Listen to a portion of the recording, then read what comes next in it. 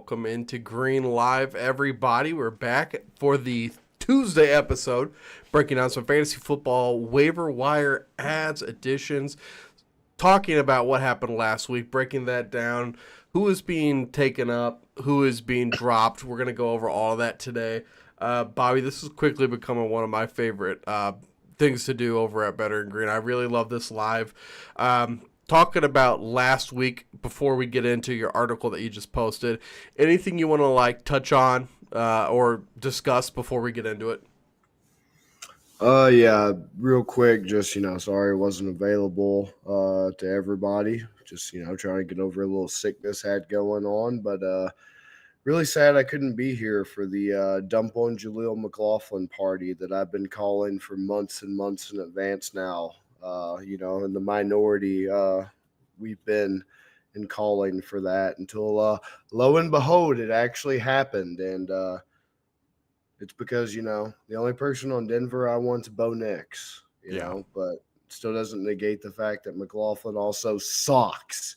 And now we're having to talk about later on in this episode another undrafted free agent bullshit running back who might be trying to be the next thing to take over the Denver backfield. Stay tuned. He absolutely killed it, Bobby. What has been so surprising to me has just been through the first 3 weeks, I'm going to say it, quarterback play and tight end play has been awful. It has been awful this year, man. We've had a couple quarterbacks injured, so we don't have some of the top guys that we were supposed to have, but there's really no excuse. Like Mark Andrews played 33% of the snaps, 0 points last week. Travis Kelce being a non-factor this year. The tight end position really has been really surprising, and it has not been producing. Quarterback position not been producing. Do you think this is like defense related? Is this anomaly? Is it going to get fixed later on in the season? It goes. What do you think kind of about these two positions before we get into this week, Bobby? It feels like to me offenses as a whole have been struggling. Obviously QBs are the focal point of the offense, and offenses move through them. So when you already have Tua injured, there's a lot of major fantasy players impacted by that. Achan, Waddle, Hill impacted by that. Love is injured. Should be back soon, but still has missed, at least 2 games. So Reed, Musgrave, Tucker Kraft, all those guys, Daubs, Watson impacted. And then there's also just I don't know. People have been saying this for a few years now. I think it's starting to kind of hold true. Granted, I haven't been back into viewing and watching the NFL extensively, other than like the past 2-3 years, compared to people like you and others who've been watching for far longer. But seems like it used to be week one's just basically an extension of preseason, and then it evolved to the first 2 weeks are basically just preseason. Now people are saying the 3 weeks of the season are just continuation of preseason. Like people have to get it figured out and all that, and maybe that's it. Maybe since so many starters don't play in the preseason, it takes them a while to get back up to real-time game speed and everything. And the advantage is obviously you're kind of negating injury risk and everything if you're keeping them fresh for the real season when it matters. But it's also kind of, I feel like, starting to become a hindrance to their development and everything after a while, and it takes a while during the regular season to get firing on all cylinders, so to say. I agree. I love it, man. Let's get into your waiver wire article. So we have the week 4 waiver additions. If you want to read the whole article, head over to bettergreen.com. That is where Bobby has his article posted for the week 4 waiver ads. We're going to get into the first one. If you want the exact everything that he has and the exact stats, you need to go read the article. This is more for just a quick breakdown of kind of recapping why Bobby likes these guys.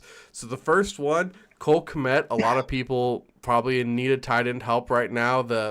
Like I said, Mark Andrews, Travis Kelce owners.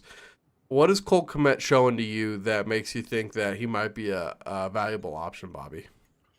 Yeah, so Cole Kmet, what I like about him is he's finished the last 2 seasons as the tight end 7 in half PPR. Right on the money at number 7, 2 years in a row now. And I mentioned it in the article. I get that the Bears are a radically different team now from where they were in the previous 2 years in both good ways and bad ways. But I mean, Cole Kmet himself is just a guy I've been high on for a few years now. Unfortunately, I don't have any shares of him currently in any of my leagues. I wish I did because, my biggest thing is yes, Caleb Williams is having growth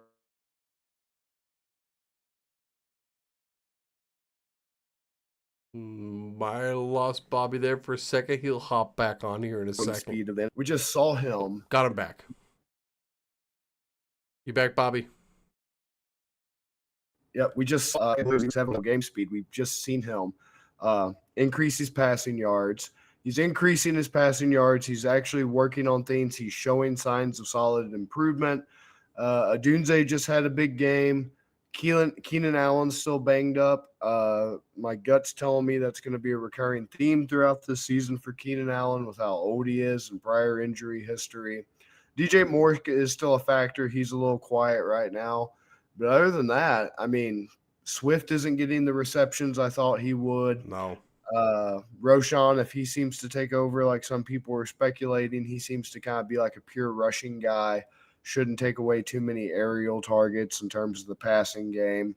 So, I mean, really, especially while Keenan Allen is inactive and not playing, I mean, Adunze is going to eat. Moore's going to get some targets. But then, I mean, I feel like, especially as the games go on and the season goes on and Williams improves and, continues to build upon those passing numbers and everything, I think there's going to be enough room for Kmet, especially with how dismal tight ends have been this year. I don't think it's out of the question to see him do at least another, number 7 finish in half PPR, and you can do a lot worse than that. Yeah, absolutely you can. You can do a lot worse. So right now, after that, you have Juwan Jennings. He had an incredible game last week. I believe it was like over 40 points. Bobby, is that a 1 week thing that just he explodes and we're chasing points, or do you think this is something that Juwan Jennings can do going forward? That's my biggest concern is I think I even mentioned it is normally I'm not a fan of chasing touchdowns, which is that's kind of what this feels like, right? Because I mean his game is Right. heavily predicated upon those 4 touchdowns, but I think it's perfect. We might have lost Billy for a second there again. Bobby, excuse me. Lost him for a second. Let's see. We'll hold on just until Bobby gets back. Juwan. Interesting pick. We're going to be talking about Juwan more here later. There we go. Got your back. Yeah, I don't know what's going on with my Wi-Fi. I don't know, but Me neither. But here's what it boils down to. Jordan Mason and Juwan Jennings are basically all that's left for the Niners right now. Debo's out, probably at least another week. CMC, nobody knows. George Kittle, probably at least another game. And that's it. Ayuk is still definitely a factor, don't get me wrong. And I'm just waiting for Ayuk to start building up. But Ayuk's biggest knock against him right now is that off-season holdout is definitely costing him because he's not physically conditioned, not prepared. It's what we were talking about with the off-season. When you don't have an off-season, the regular season, the first few weeks are your off-season, so to say. So he's getting back up to speed, and eventually he's going to break out and he's going to do Brandon Ayuk things that he's been doing for the past few years on that 49ers team. But until that happens, worst case scenario is Juwan Jennings is still operating pretty firmly as that number 2 beneficiary of 49ers targets for the foreseeable future until Debo's back. Debo has the fastest route back. Yeah. He does. Jalen Naylor, wide receiver for the Minnesota Vikings, is your next one. I mean, Darnold looks great. Is this kind of a play on that Minnesota's receivers are banged up and Darnold's just going to continue to be a stud? Yeah, this is the one that I feel like is more of a long-term play than Juwan Jennings. And I mentioned this in the article why everybody else was, having a Diddy party with themselves trying to figure out how long Rasheed Rice was going to be suspended for this season. Yeah, Better and Green was talking about what suspension this season for Rice. right. And I was also saying for months now, since it happened back in July, that Jordan Addison is the receiver we should be talking about who has a very real chance of being suspended this year for his July 12th suspicion of having a DUI because his trial is coming up on October 7th and he has to be arraigned and enter a plea, guilty or not guilty, to that charge. And so, with how early in the season that is, uh, not out of the question for him to potentially face discipline or face a suspension. Or if he, says not guilty, and they kick the can down the road, so to say, then guess what? He really is just in that Rasheed Rice situation where he'll be suspended, but probably not until next season. But right now, until October 7th comes and goes, there's a very real possibility for him that he could be suspended or disciplined this season. Rasheed Rice doesn't even have to enter any plea until December, by which point fantasy football playoffs are well over and you're either eliminated or about to get eliminated or about to win. And Rasheed's not really much of a difference maker for you if he even gets suspended around that time. But I just think Naylor's going to be long term because even if Addison's not suspended and they kick the can down the road, he's injured two ankles now. It's an entirely different injury that's held him out for the last almost 3 games because he injured it in game one. But he injured, I forget whether it was the left or the right in preseason and training camp. And then he injured the other one that was not injured in game one of week one. And so he's got two different injuries to two different ankles now. And he hasn't even practiced since week one. And in any capacity, limited or otherwise. And it's going to be a while before we see him.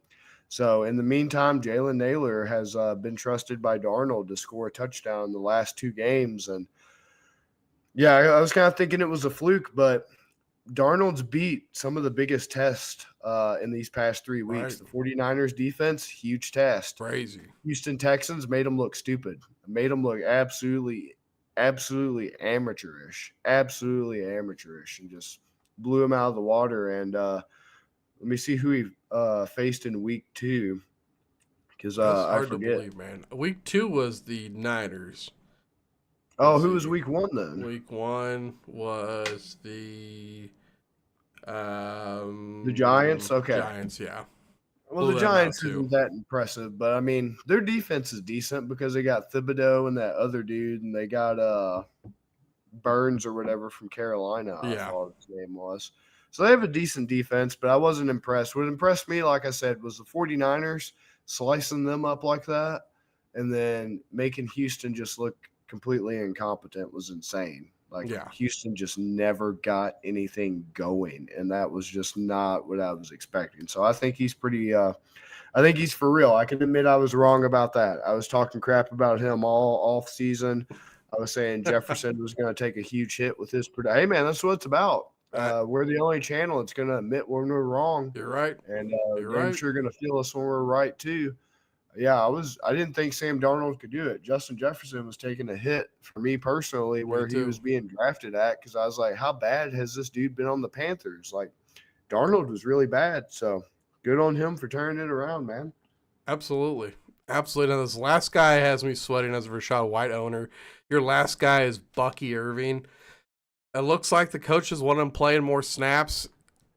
He's making me really nervous. Is that why you have him in your article? Just from it looks like he's going to get a lot more work going forward.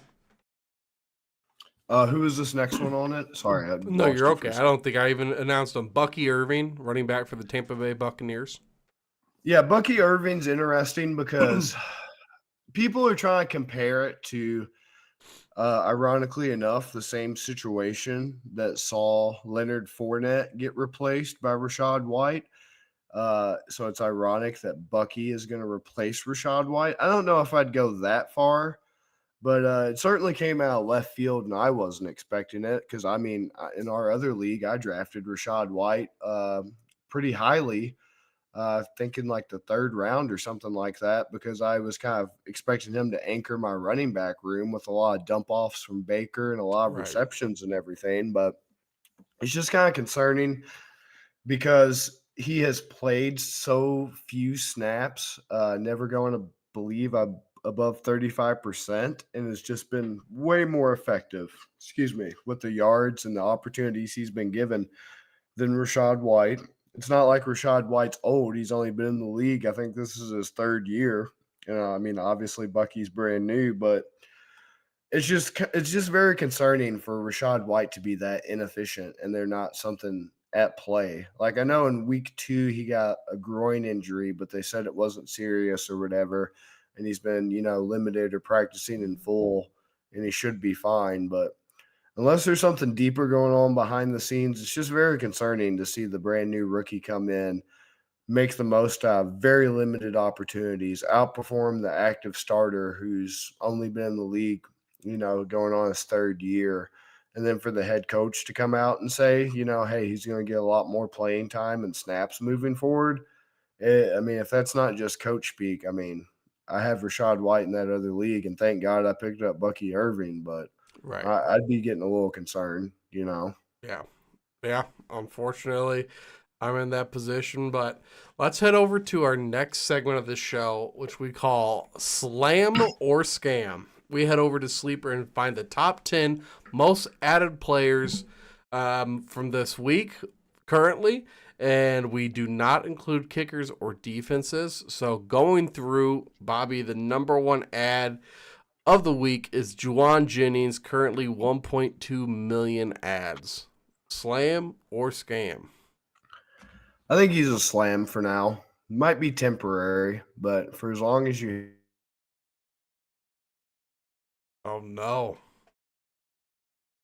Lost him again. Lost me. Well, once he gets back, I'll let him hop right back in. But I'm kind of with Bobby. I think right now you got to slam. You got to go with a slam for Juwan. Playing New England this week, too.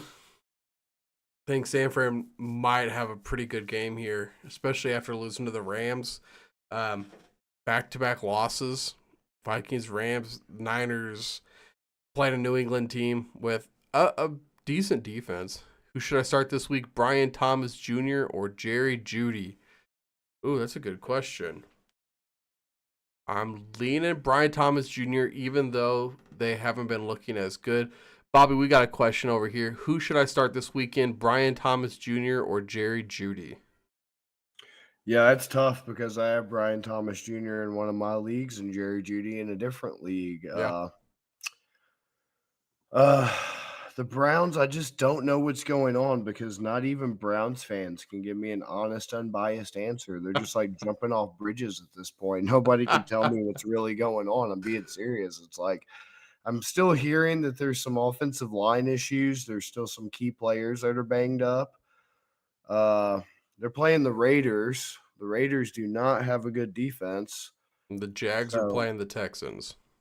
yeah, and I mean they got Stingley and Lassiter as two pretty good corners for that team. So you got to imagine one of them's going to be on Brian Thomas and the other one's going to be on Kirk.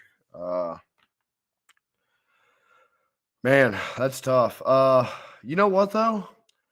As bad as the Jaguars' offense has been, and God, do I know as a Brian Thomas and ETN owner, I'd still go with Thomas for the ceiling because even with a horrible, disgusting blowout that they experienced last night, he still put up 7.30.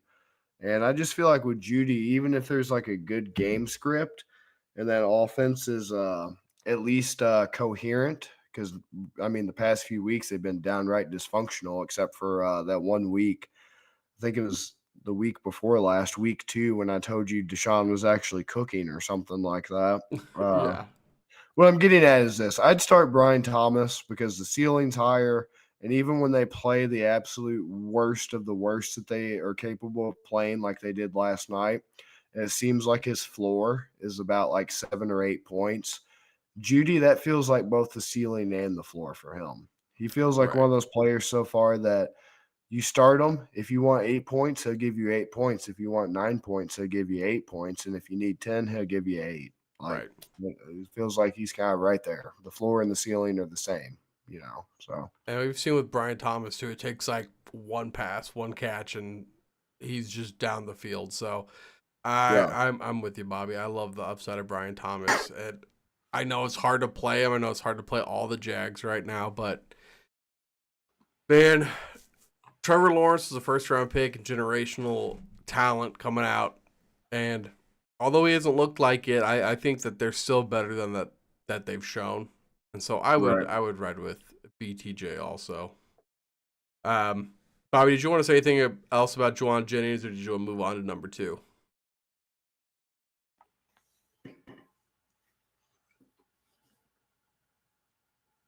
You got me, Bobby. Yeah, I got you. Did you want to say anything else about Juwan Jennings, or did you want to move on to number two? Man, we have a horrible connection. I apologize today, guys. Well, number two is Cole Kmet. 929.1 thousand ads facing the LA Rams. Tight end position has been a tough position this year. I mean, Kelsey owners, Mark Andrews owners, even like Kincaid and some of these guys. Kincaid has been a little better, but still, I mean, not where you drafted these guys, not what you were expecting for this season. Bobby, we're talking about the number two ad, Cole Kmet, right now. What do you think about Cole Kmet? Slam, scam? I guess slam with the current tight end landscape, right?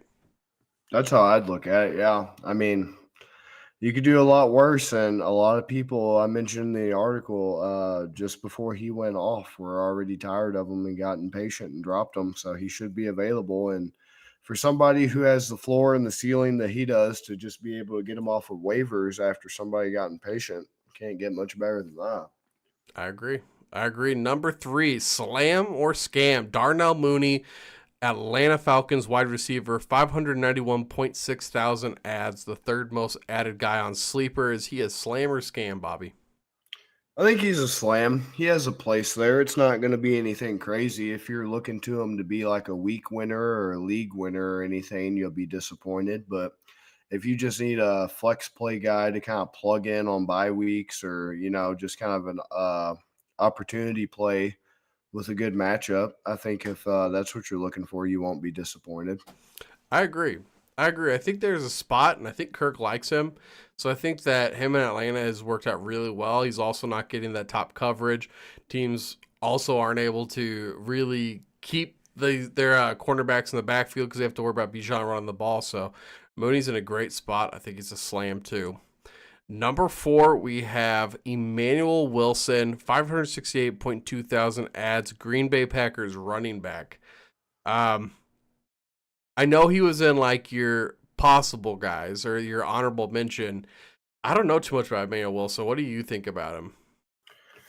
He's another one of those. He's basically like Darnell Mooney. If you're expecting him to win you a league or a week or whatever, probably not. But until Lloyd comes back from IR, he's the direct handcuff to Jacobs. So if you pick him up as just kind of like a lottery ticket stash in case something happens to Jacobs and he steps into that number one role, then yeah, perfectly fine. Just don't expect him to be anything else right now because you and I have talked about Josh Jacobs and had a lot of conversations about how terribly inefficient he is, and he has to have a lot of volume to make it pay off for anybody who has him as a fantasy owner. And he already is, since the start of the season, dealing with some injuries and everything throughout the past few weeks. Obviously, those are not going to get better with time, or they don't have the likelihood, at least. If anything, he might pick up Right. more or, aggravate them. So Right. as long as you're just kind of aware of what he is and you're not really, putting your whole season's hopes on Jacobs getting hurt, he's a good lottery ticket stash. Yeah, and you know what worries me too is Jordan Love coming back. Right now, like Wilson had 12 carries for 50 yards. Like right now there is more rushing opportunities and attempts than I think is going to be available going forward. So Wilson, I would say proceed with caution. Like you said, I think at that point Yeah. you're just kind of really hoping for Josh Jacobs' injury. Otherwise, as soon as Jordan Love comes back, I think Wilson really drops down.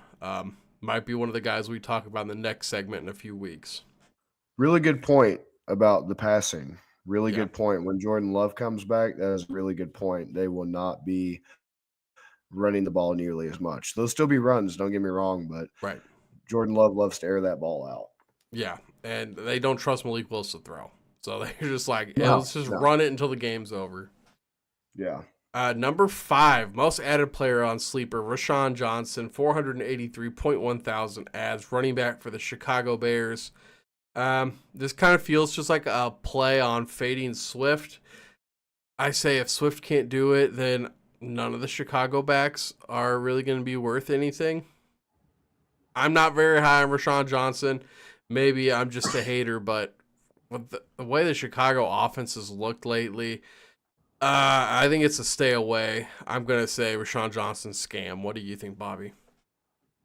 Yeah, I agree with that. I would use my waiver status on somebody else. Like you said, as much as people love to dump on Swift, he is a good pedigree running back. He has been able to make opportunities work.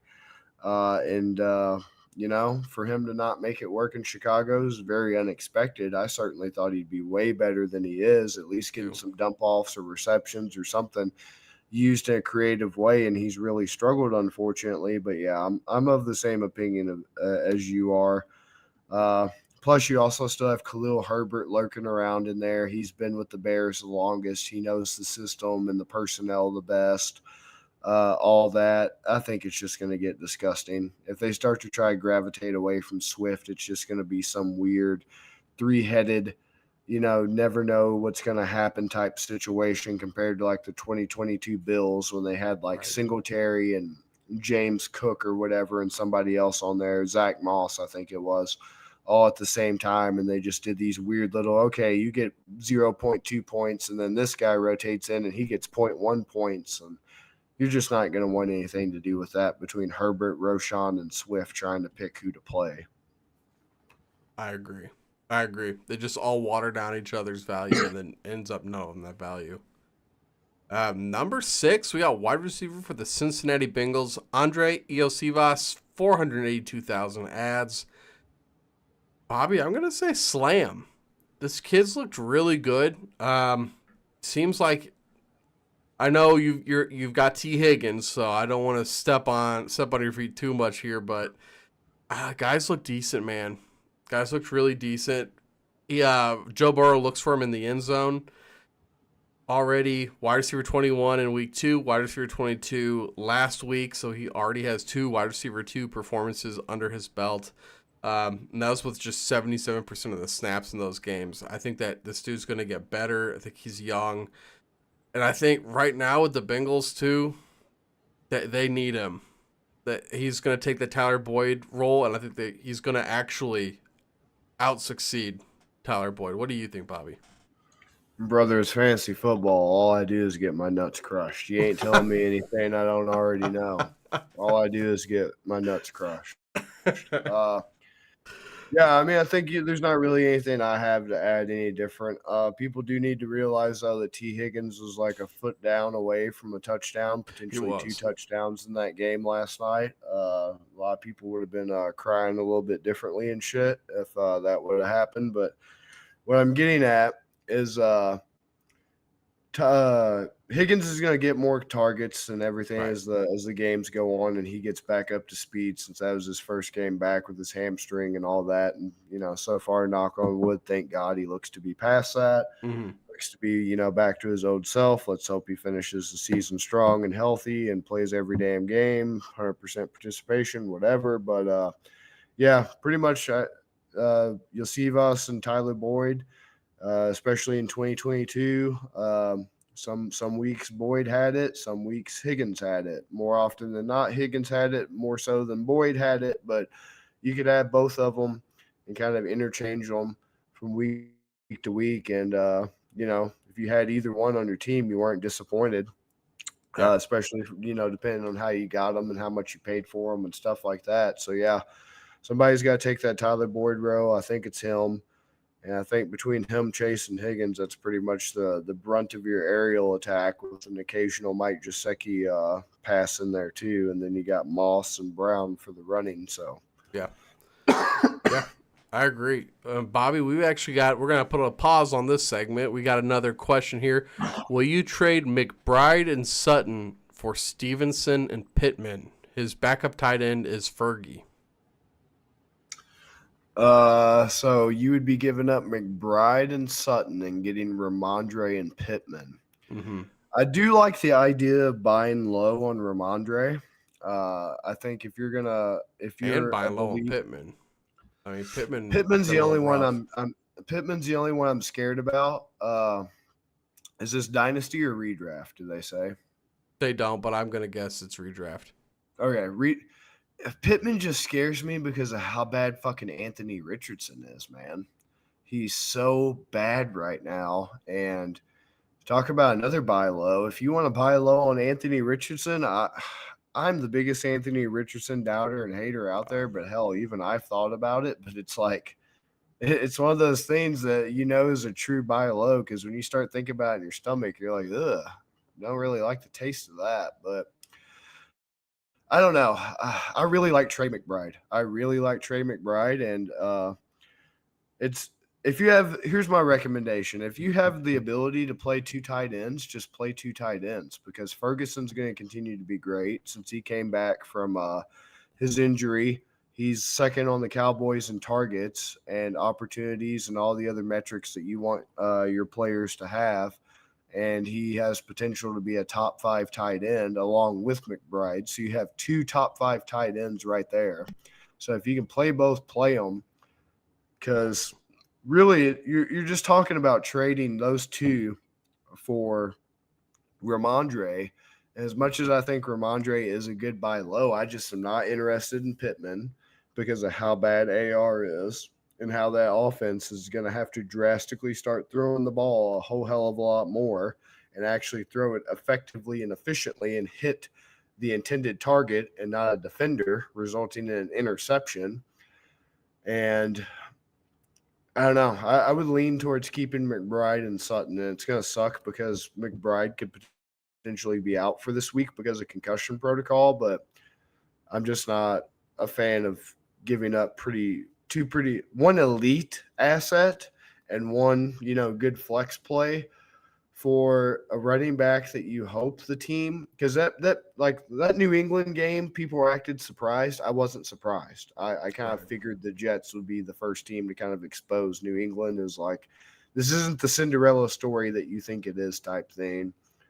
And then yeah, it's just like Pittman's great and he's good and everything, but especially in redraft, I don't know if you're going to be getting a return on that investment. Like point blank period. Like is Anthony Richardson going to stay healthy and finish the season number 1? Because Right. this is only like his 18th or 19th career start in his whole entire life that he's about to be heading into. And number 2, do you think by week 14, 15 of playoffs that fantasy playoffs that he's going to turn it around and go from like 9 passing attempts to something actually sustainable and consistent on short and intermediate routes? Because right now all he has is just a giant arm, and even that giant arm's not necessarily paying dividends right now. So it's a very huge risk that if you truly believe Pittman can do it, based in part on Richardson rebounding and Ramondre can rebound, then yeah, I mean, go with your gut and go with your team construction. But asking my opinion, I think I like McBride and Sutton a lot more. I think I agree with you, Bobby. I think I agree with you. We saw Bo Nix trending in the right direction. He looked much better last week. Sutton, Pittman. I know, like with ADP and people's personal views of these players, they view Pittman as like being way better than Sutton.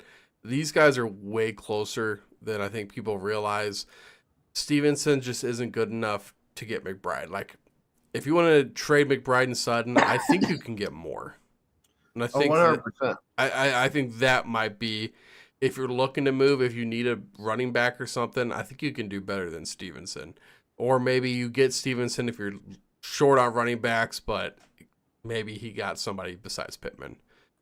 I would look at instead, if you're dead set on getting a running back and a receiver in return, instead try to see if you could get, like I said, it's going to be a hard sell this week because he's concussed and he's probably going to miss the game. So unfortunately, that's put a tamper on his value. But try to see if you could package him up and try to get like Jonathan Taylor would be a good one. Speaking of the Colts, that'd be a running back I'd want. Because I mean, it's an elite tight end. Even in redraft, it's the one of the best tight ends right now. Young guy on an elite, high-powered offense. Uh, Taylor, Achan, like I don't know, especially in dynasty, with an Redraft. elite. Oh well, yeah. It's all I keep redraft. telling myself it's redraft. I don't know. I would just try to get somebody better. Just get some better running back. Yeah. Yeah, I Just you agree. could get a lot more from McBride. Yeah. And if you got more questions or ideas, throw them in the chat too. Anybody else that's here, throw your questions in the chat. Right now, we're just going through the top 10 fantasy ads over on Sleeper. But what's more important to us is answering your guys' question. That's why we're here. That's why we're doing it live.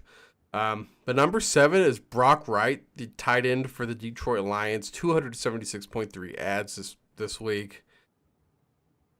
This just feels like an overreaction to the Hawkinson injury. We've seen Amon Ra had a good week last week. JMO, not so much. JMO's had good weeks. Amon Ra, not so much. I think that it's dangerous to think that with Laporta out, that Brock Wright's just going to come in and get that win. Or get Yeah, those this is a passes and get scam. those attempts. Yeah, it's a scam for me. And we don't even know if Laporta is going to be out. Last I heard, it was low ankle, and they're like, we're going to be cautious, but he might not even miss any time. Now, obviously, there is an increased risk of re-injury. We could be looking at a Jordan Addison situation where the instability and compromise on the injured ankle results in too much pressure on the uninjured ankle, and he, later injures both. But nonetheless, even if he does end up missing games, which once again we're not even sure of that right now, and we're reaching and jumping to conclusions a little bit too hard here. The answer is if you don't already have Amon Ra, JMO, Gibbs, or Montgomery, those are going to be the biggest beneficiaries of more targets, Right. not Black Wright. Right. Absolutely agree. If anything, Detroit's just going to take those targets and turn them into runs. Right. Number 8, we got Lil Jordan Humphrey, wide receiver for the Denver Broncos, 241.6 thousand ads. Guys, this guy was in New Orleans for 3 years, then New England, second year in Denver. So he's in Denver last year, active for all 17 games, at 42.7 points. Was the wide receiver 112 in half point PPR and 115 in PPR. He had 19 targets on the season for 13 catches, 162 yards. All right, well, he's on pace to beat that, but I mean, I'm not getting this, Bobby. Lil Jordan Humphrey, 0 points week 1, 7 points week 2, 6.7 week 3. Saw 77% snap share finish for wide receiver 38. So outside the wide receiver threes. And then last week, wide receiver 50. He had 8 targets, 6 receptions for 37 yards. It's not doing it for me. That just feels like a huge scam. I got you. Hold on. You do nothing. You do fucking nothing. Not one of you will do nothing. Get the fuck out of here. Get the fuck out of here. If you're adding Lil Jordan Humphrey, the only person I want on Denver right now is Bo Nix, and that's in Dynasty. They looked good in this last game, and that's fine and dandy, but that's still a rough team. That's still a rough team that is Very rough. could be a little bit farther ahead on the rebuild than I initially thought, but that's still a very raw, misshapen ball of clay that's not even close to looking like a bong yet. No, it's not, dude. No, it's not. It's a great soundbite. Horrible player. I feel bad for you and your team if you're picking up Lil Jordan Humphrey. At number 9, we got Deontay Johnson, wide receiver for the Carolina Panthers, 199,000 ads. I'm kind of surprised Deontay Johnson was on the waiver wire in this many leagues by week 3. Like, People got impatient. I Just like guess, Cole but Kmet, people got impatient, man. like people just forgot that he's a wide receiver 1 on a team, especially a team that's going to be down frequently and have to throw the ball. I don't get why he was dropped. So I absolutely think it's a slam. He had 2.9 week 1, 3 week 2. I get it. I get why people dropped him. I wouldn't have, but I get why people did. And then this week, Andy Dalton comes in, 23 points, wide receiver Trust me, 6 I on know. the week. Trust me, I know. He put them all on fucking me. I know. Sorry, Bobby. 14 Hey, targets, 8 receptions, 122 yards, and a touchdown. I mean, it feels too easy to say it's a slam because I feel like he should have been on the waiver wire. What do you think, Bobby? Slam, and you know what? If you're watching this, you're about to be lucky because you're about to get a little bonus that I did not include in the waiver wire because Ooh. this is for all the live watchers out there. So you're part of an elite club of only a few people, including myself in the GM report. Not only do I think Deontay is a slam, like I said, unfortunately, I was the fucking victim of his 23-point game or whatever, which caused me to lose my matchup this fucking week. Adam Thielen's out Yes. on IR. IR, even, I believe. Yeah. Yeah. So at least the next 4 games, he's out with a hammy. So not only is Deontay now still the number 1, but number 1 on a better offense as I thought that they would be with Andy Dalton. I mean, it's kind of sad, and I'm not going to dump on Bryce Young because at this Yeah. point it really honestly is just depressing. Yeah. It's somebody's career and livelihood on the line at stake now. It sucks. But I mean, I knew Andy Dalton would be better. Didn't know that he would be this much better. I don't think it's just because they played the Raiders. Don't get me wrong; it probably plays a factor and it helps. But they look to be reinvigorated. They look to have some life. And yeah, pick up Deontay Johnson, and here's your little bonus: get Xavier Leggett because I bet Xavier Leggett's still out there too, and Yes. he's instantly stepping into a number 2 role right now. And the only other person on that team behind him is Mingo, and I'm hearing Mingo still isn't anything special so far this season. And that's about it because their rookie tight end, John Tavius, or whatever the hell his name is, isn't really doing much right now. Maybe he'll get better. I don't know. And then they got Trimble too still, I think. But anyway, Leggett should still be available, so pick him up. And then if Johnson's available, then You definitely. still live? All right. Reconnection successful. Here we go. All right, better and green. I gotta check to see if we're still live, Bobby. I think it might have kicked us. Oh, Are we good? No, I think we're good. Yeah, we're good. All right. Dang. all right. Lost a couple viewers though. Man, hate it when that type of crap happens. I But know. Calvin Austin, wide receiver for the Pittsburgh Steelers, 186.2 thousand ads. 0 games this rookie year, 17 last year, 46.2 fantasy points, Bobby. So this dude had 30 targets and 17 receptions all last year. This year, he's played the first 3 games, 6 receptions, 108 yards versus 180 last year. So we're on a good pace to outperform that. 1 touchdown this year, he had 1 touchdown last year. If we're already like almost to a full 17 game season last year, that tells me that you weren't really part of their plans. And I have a hard time believing Calvin Austin is a part of their plans this year. I think maybe he had 2 targets week 1, 2 targets week 2, 5 week 3. Like, dude has 9 targets in 3 weeks. That's just not somebody that I want on my team. He had 95 yards and a touchdown. Like, that's great, but that's just not going to get it done for me. What do you think? Yeah, I think it's a scam. There's not Yeah. enough passing volume and passing yards to go around on that team. Justin Fields has been better than expected, but he's playing the role that they need him to play to a T of just being a game manager. And nobody's really, not even the best person on that team, and Pickens is, reaping the benefits of that. My Fryer Moose shares damn sure aren't feeling the benefits of that. It's just an outlier. It's fool's gold. It's a trap. Agreed. Agreed. We're gonna move on to the other side. These are the over too soon players. These guys are the top 10 most dropped players this week, according to Sleeper. Bobby, Demarcus Robinson, the number one most dropped player. Once again, we don't count kickers or defenses. 272.2 thousand drops. With all those injuries in Los Angeles, I still don't feel like I would want to drop Demarcus. What do you think? I just think the Rams are poop. So Gotcha.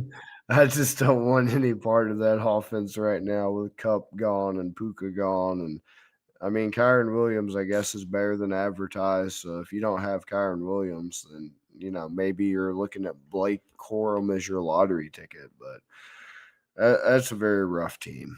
It is, man. It is. Next, number 2, Cam Akers, running back for Houston, 265.5 thousand drops. This is a head scratcher to me. That's kind of what I thought.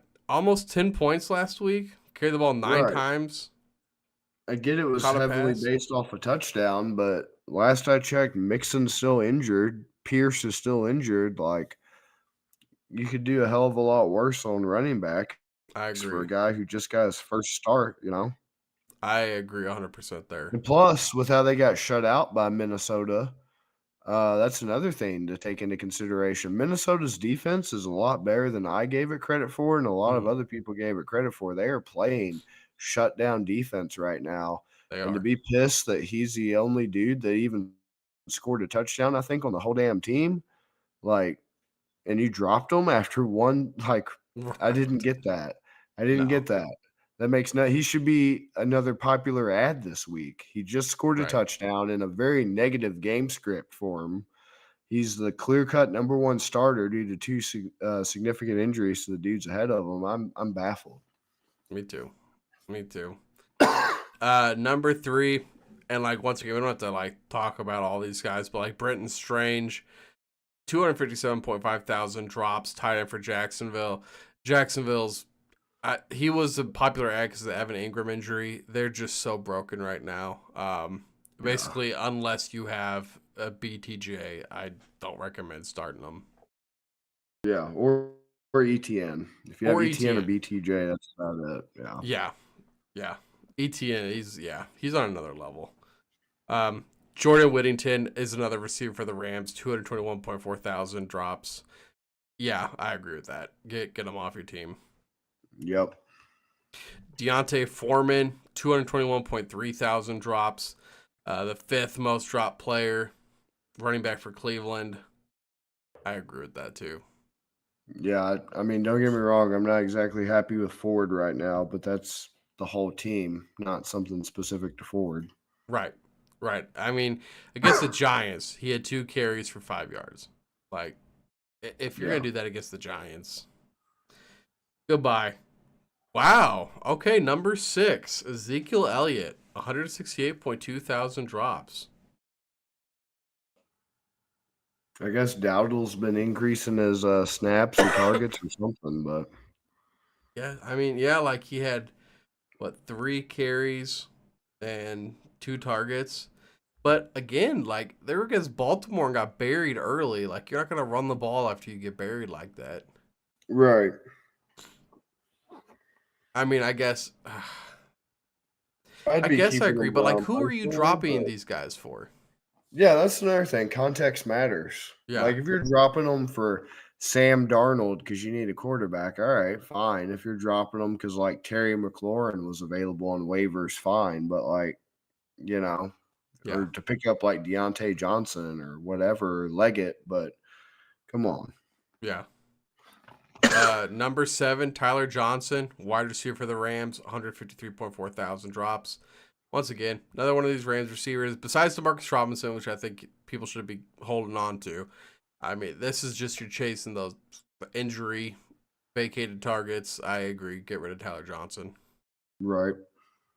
Number 8, Adonai Mitchell. 147.8 thousand drops.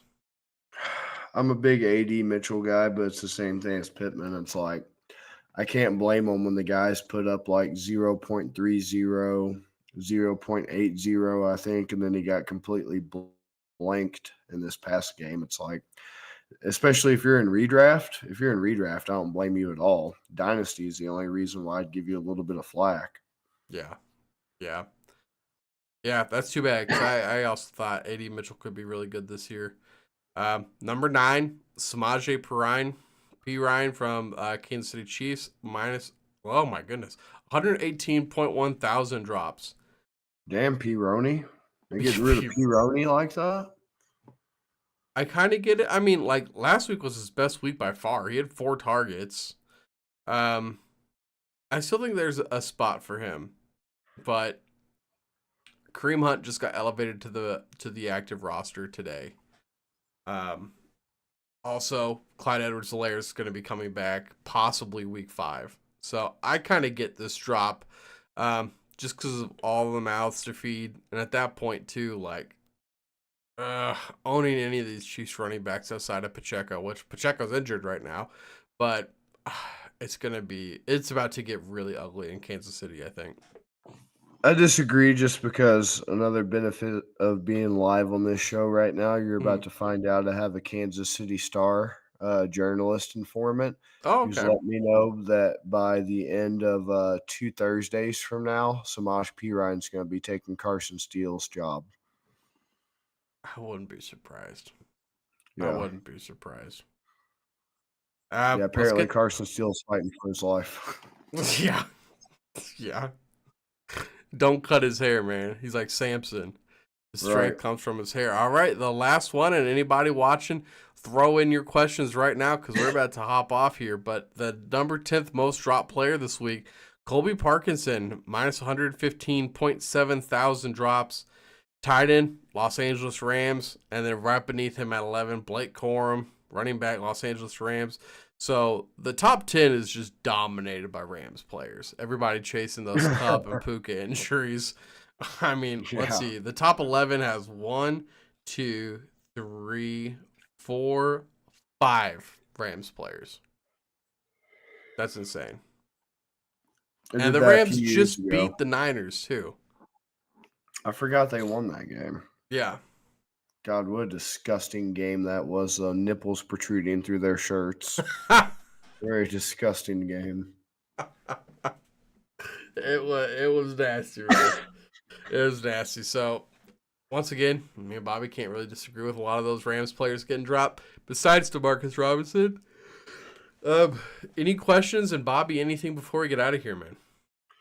No, just interesting past 3 weeks of football. Oh, Basically, yeah. it's felt like 3 weeks of preseason. So we'll see what happens with week 4, but the fuckiness is just getting started. It is. And you know something interesting too is I've found in like a lot of my leagues, I'm bouncing back and forth between being like the top scoring team and then like near the bottom or the bottom. It's just like, and it's the same guys too. It's just going to be one of those really weird, gross years, man. Yeah, it's just insane. Gosh, as I'm talking about that, somebody else posted we were so close to a huge T. Higgins game yesterday. Yeah, I really could have needed that being down by 40.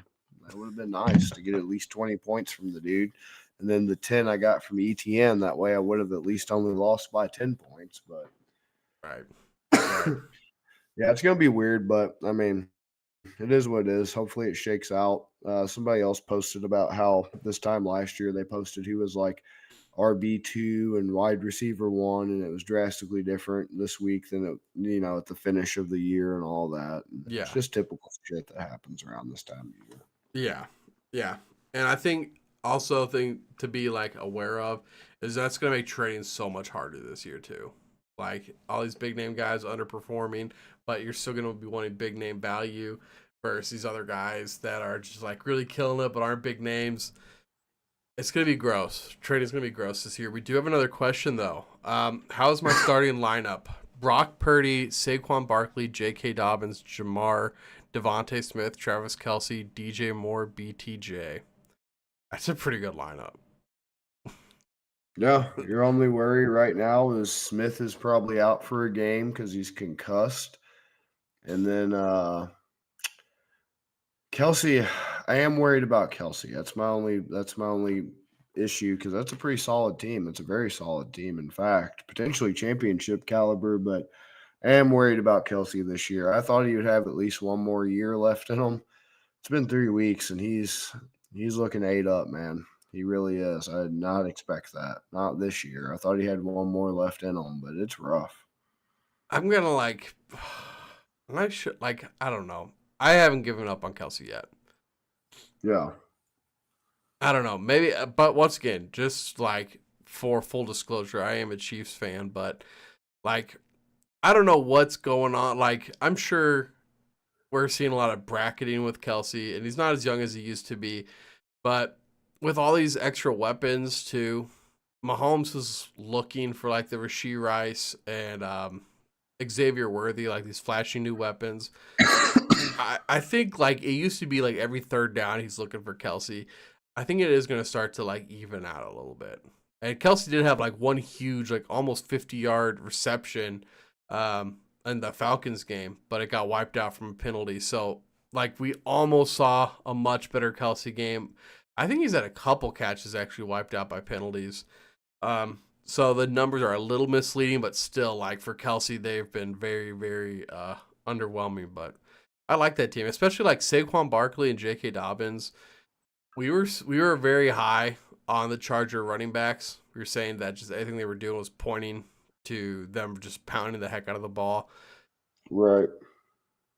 I mean, I don't love J.K. Dobbins this week because there's a lot of injuries on that line, and it looks like Herbert's going to be injured. But like season long, that's a really nice. You got Jamar to be your number one, and then you got DJ Moore and BTJ, Kelsey, Purdy. And Saquon's That's been a solid incredible, team. man. That's a I nice know. team. Yeah, I could be championship caliber team by the end of the year. If you guys aren't, make sure you guys are subscribed to us. We do this every Tuesday. I need to get that graphic changed. It says every Tuesday, 9-8 Central. We do it more closer to 7 Central. Follow us on Instagram and stuff. We did just post on Instagram and YouTube our week 3 recap. Also, we give you guys like weekly survivor picks, spread picks. So we'll have our spread pick show coming out Thursday, Friday, and then on Monday. Besides that, head over to Fantasy Sports Advice Network. So if you want more interaction like this from us and other experts, head over to Fantasy Sports Advice Network. It's a pretty cool group of guys over there. I think it's us, IDP Plus, and a couple other people. There's more people that are coming over also. So come over, put your questions in there. We'd love to answer them there if you don't make the lives. Bobby, do you have anything else to add? No, I think that's it. Okay. All right. Well, thank you guys for watching. Thank you for the questions, and we'll see you guys again in Tapping Vegas on Friday, but we will see you again next week for this Waiver Wire Ad Live. Peace, guys. Peace.